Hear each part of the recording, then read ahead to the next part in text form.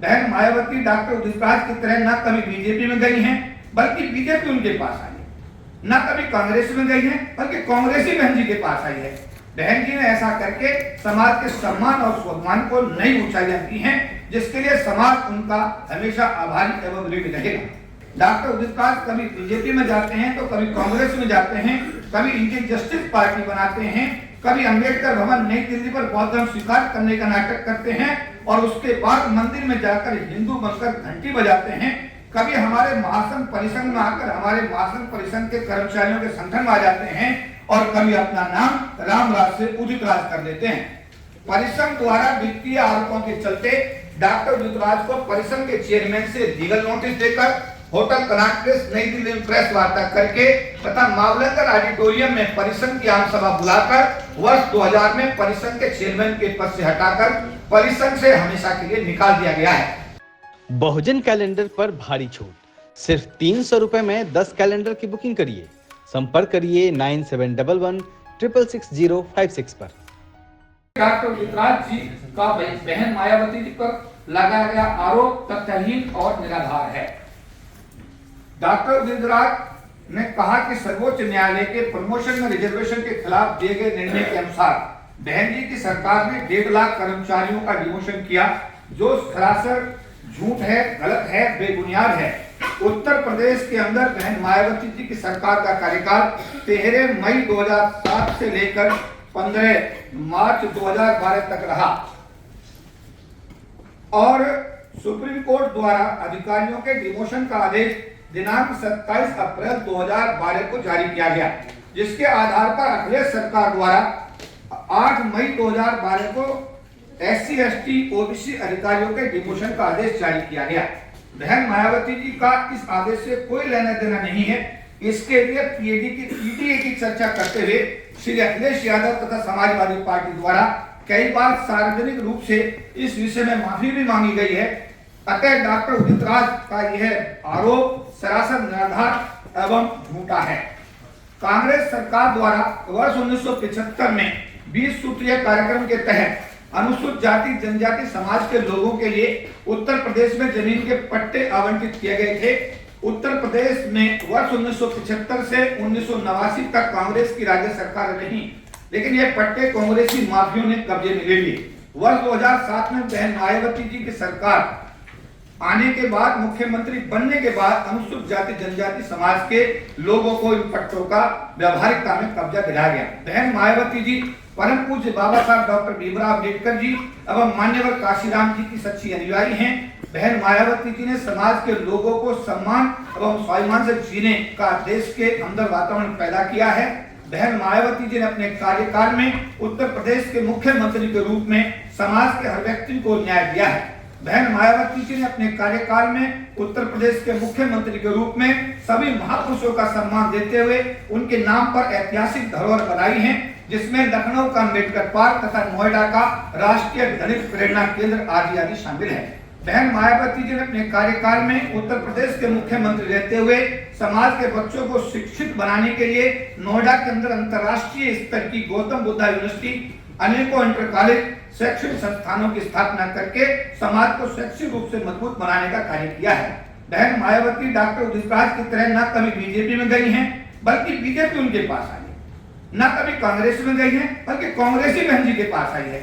बहन जी ने ऐसा करके समाज के सम्मान और सम्मान को नई ऊंचाइयां दी हैं, जिसके लिए समाज उनका हमेशा आभारी एवं ऋणी रहेगा। रामराज से उदित राज बनने की यह यात्रा अनेकों विरोधाभासों से और विचारों से भरी पड़ी है। अपने को बुद्ध का अनुयायी कहते हैं, सार्वजनिक मंचों पर महाभारत कृष्ण और अर्जुन का अनुयायी बताते हैं और महाभारत के अनुसार लोगों को बहन मायावती जी का गला दबाने के लिए उकसाते हैं। डॉक्टर उदित राज कभी बीजेपी में जाते हैं तो कभी कांग्रेस में जाते हैं, कभी इंडियन जस्टिस पार्टी बनाते हैं, कभी अंबेडकर भवन नई दिल्ली पर बौद्ध धर्म स्वीकार करने का नाटक करते हैं और उसके बाद मंदिर में जाकर हिंदू बनकर घंटी बजाते हैं, कभी हमारे महासंघ परिसंघ में आकर हमारे महासंघ परिसंघ के कर्मचारियों के संगठन में आ जाते हैं और कभी अपना नाम रामराज से उदित राज कर देते हैं। परिसंघ द्वारा वित्तीय आरोपों के चलते डॉक्टर उदित राज को परिसंघ के चेयरमैन से लीगल नोटिस देकर होटल कनॉट प्लेस नई दिल्ली में प्रेस वार्ता करके तथा मावलंकर ऑडिटोरियम में परिसंघ की आम सभा बुलाकर वर्ष 2000 में परिसंघ के चेयरमैन के पद से हटाकर परिसंघ से हमेशा के लिए निकाल दिया गया है।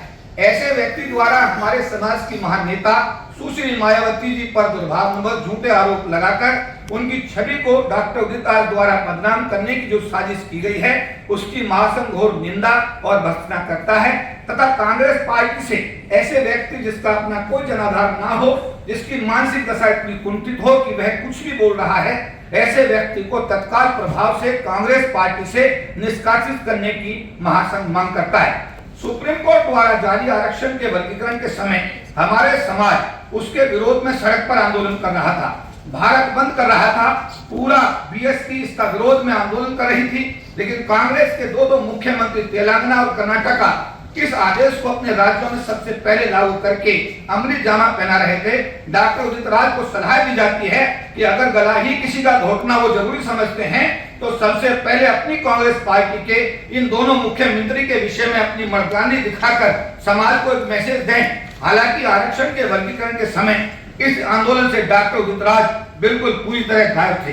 परिसंघ के बैनर तले डॉक्टर ब्रह्मपाल तत्कालीन राष्ट्रीय प्रधान महासचिव के नेतृत्व में लाखों कर्मचारियों अधिकारियों द्वारा वर्ष 1997 में आरक्षण विरोधी आदेशों को वापस कराने हेतु देशव्यापी आंदोलन चलाया गया, जिसमें सभी भागों के राष्ट्रीय नेता, अधिकारी एवं कर्मचारियों ने बढ़ चढ़कर हिस्सा लिया। भारत की सरकार को संविधान में 3 संशोधन 81, 82 और 85 करने पड़े, तब जाकर परिसंघ के आंदोलन के चलते हम लोग सब मिलकर के समाज के सहयोग से इस आरक्षण को बचाने में कामयाब रहे। इसके लिए डॉक्टर ब्रह्मपाल तत्कालीन प्रधान महासचिव, केपी चौधरी तत्कालीन राष्ट्रीय महासचिव, स्वर्गीय श्री सोमनाथ हंस तत्कालीन कार्यकारी अध्यक्ष, श्री अशोक कुमार कार्यकारी अध्यक्ष, इंजीनियर राजेंद्र प्रसाद, श्री कंवर सिंह तत्कालीन राष्ट्रीय महासचिव, सुभाष कानखेड़िया तत्कालीन राष्ट्रीय महासचिव, श्री मंगत राम तत्कालीन महासचिव, इंजीनियर टीसी कपिल तत्कालीन चेयरमैन तथा समाज के आम और खास दिन रात आंदोलनरत रहे। अनेकों पदाधिकारियों को जेल जाना पड़ा। 12 साल तक दिल्ली की 30,000 कोर्ट तथा पटियाला कोर्ट में मुकदमे झेलने पड़े, तब कहीं जाकर समाज को यह विजयश्री हासिल हुई। इन सभी मामलों में, सभी कानूनी मामलों में, सभी अदालती मामलों में उदित राज और रामराज दूर दूर तक कहीं दिखाई नहीं दिए। जब ब्रह्मपाल और केपी चौधरी, सोमनाथ हंस अदालतों के चक्कर काट रहे थे, उस समय डॉक्टर उदित राज अदालतों से कहीं दूर दूर तक अदालतों में दिखाई नहीं दिए।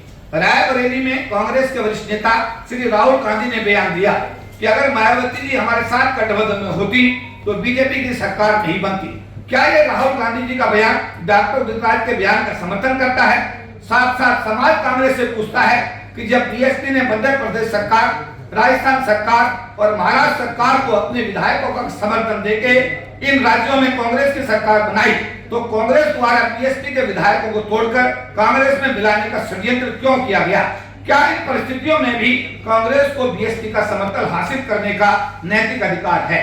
महासंघ डॉक्टर उदित राज द्वारा बहन कुमारी मायावती जी के विषय में कथन की मायावती ने समाज का गला घोटा है, अब मायावती का गला घोटने का समय आ गया है, वो निंदा करता है। भारत के गृह मंत्री एवं उत्तर प्रदेश के मुख्यमंत्री से डॉक्टर उदित राज के विरुद्ध भारत के संविधान में प्रदत्त प्रावधानों के तहत कानूनी कार्रवाई की मांग करता है।